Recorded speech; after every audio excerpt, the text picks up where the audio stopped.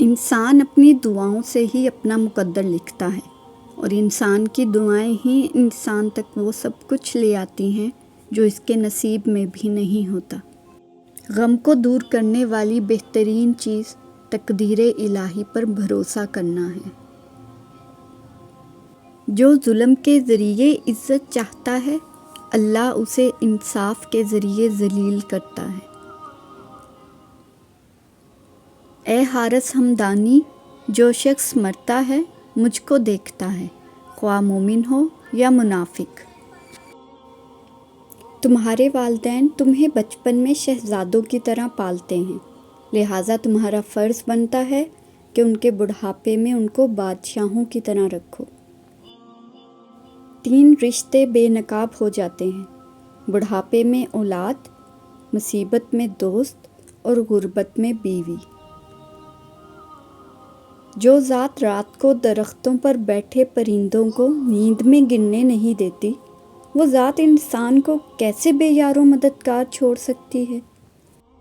کسی کے گھر جاؤ تو اپنی آنکھوں پر قابو رکھو، اور جب اس گھر سے نکلو تو اپنی زبان پر قابو رکھو، تاکہ وہاں کی عزت اور راز دونوں محفوظ رہیں۔ لوگ جتنا بھی دل دکھائیں، یہ یاد رکھا کریں کہ جب اللہ کے بندے ہمیں توڑتے ہیں تو ان کا توڑنا ہمیں اللہ سے جوڑتا ہے۔ کچھ رشتے اللہ خود ختم کرتا ہے تاکہ ہماری زندگی خراب نہ ہو سکے۔ بے شک وہ جو کرتا ہے بہتر کرتا ہے۔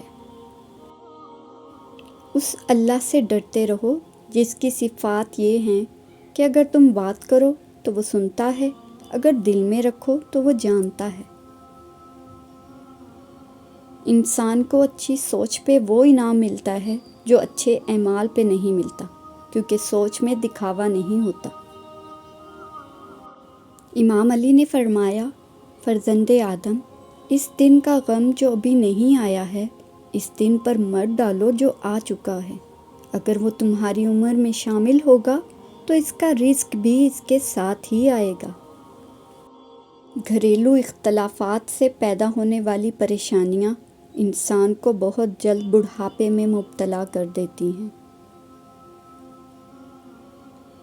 کنجوسی انسان کو بے آبرو کر دیتی ہے۔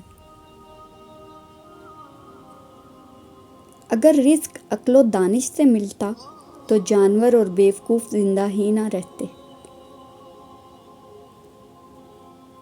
اگر زندگی کو ہمیشہ خوشیوں کے ساتھ گزارنا چاہتے ہو تو غمزدہ لوگوں کے غم سنا کرو، کبھی دکھی نہیں ہوگے۔ اگر خوش رہنا چاہتے ہو تو نا امید رکھو اور نہ شکوہ کرو۔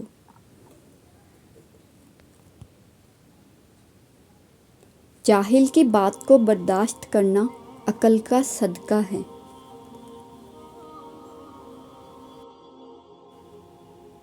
اختیار، طاقت اور دولت ملنے پر لوگ بدلتے نہیں بلکہ بے نقاب ہوتے ہیں۔